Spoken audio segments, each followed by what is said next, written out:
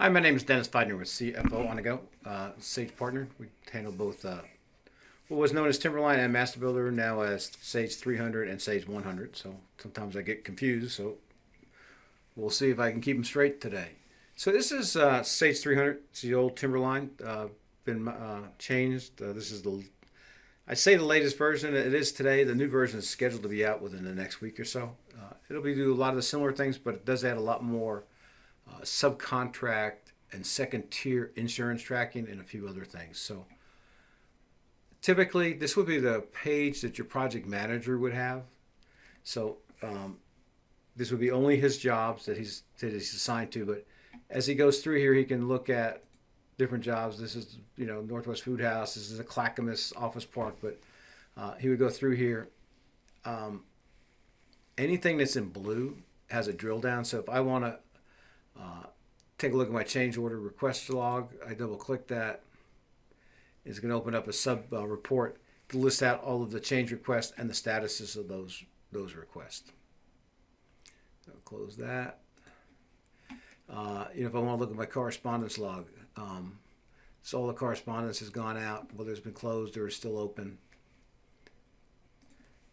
etc. I'm not going to open all these up. The next section down, it kind of gives you a roll down of the original estimated profit and the revised profit, cash flow so far on the job. Rid of that. Contract status, what's been billed to date, cost control. Now these could become, they could become drill downs here if you wanted them to be.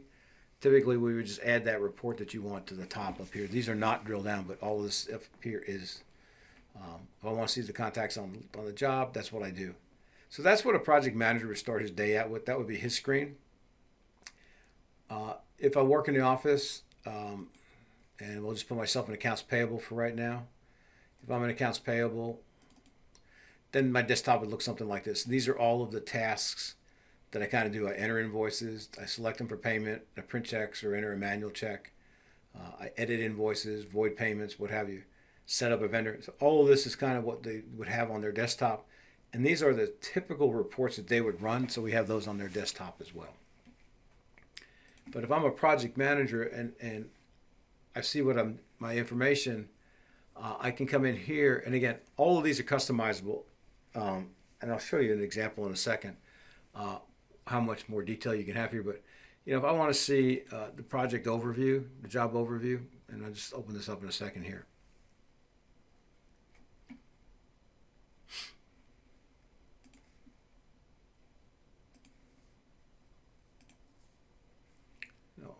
Give me a second here.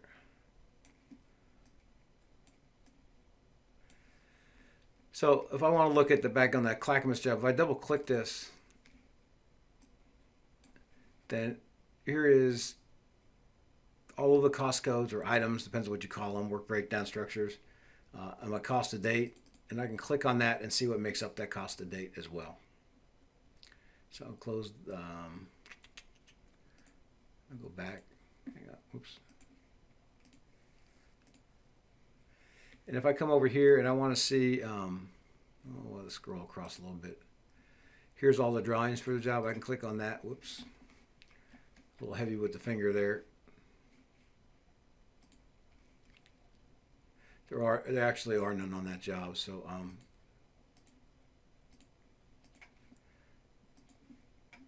let's open up a purchase order log.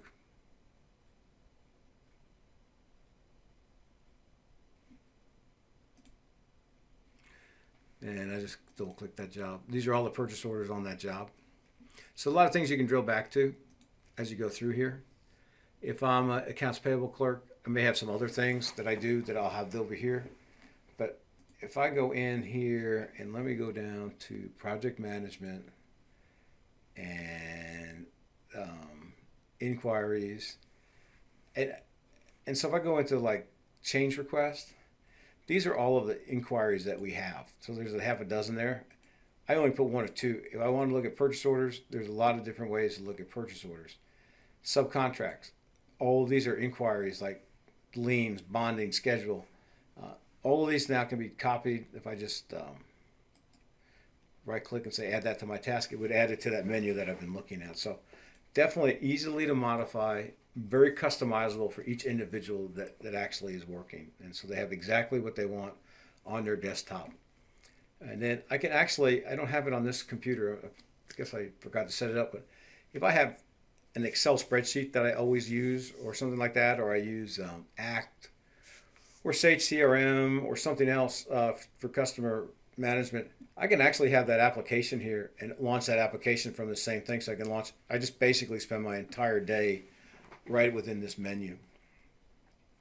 So my workflow, if I go to the info center, which is nice, this is something they added recently, but I can look at what's going on with Sage. So like there's a new package coming out. It's out today. The really enhanced version will be out in the spring, as I understand, which basically takes this out to the cloud so that your project manager in the field, if he needs a report, he doesn't have to call the office and request it. He actually goes to the cloud, requests the report. The cloud portion, which is hosted by Microsoft actually, will go then sync back to the office, request that report, and send it back up to the cloud for the guy to retrieve it on his laptop. I say his iPhone, but your eyes have to be pretty good, or his Android, or his desktop. But we can basically have him get information as we go. In the next release, you're going to be able to initiate change orders, RFIs, transmittals, submittals from the field and have them sync back into the project management module of Timberline, now Sage 300. And if you so desire, you can give access to some of those reports to your client. So you can actually say, hey, or an architect, I've actually sent an RFI out. I want you to answer it. And when he answers it, it will then sync back into the software. But that's in the next release. So, but this page here, you know, what's new, what's coming. Like I said, a lot more subcontractor and vendor compliance, more updates to the government forms. And the other thing is electronic payments. So we actually do ACH payments through the software, kind of like a direct deposit for payroll. We can now pay our vendors electronically and have it recorded in the software. So lots of other little things. Anyway, I'm going to close that up. Back to the job overview. Again, everybody will have a different desktop. This just happens to be the one that we typically use because the main reason for having a software as sophisticated as Sage 300 is not to write the checks, is not to make the deposits, it's to manage the projects. And that's what the system is set up to do.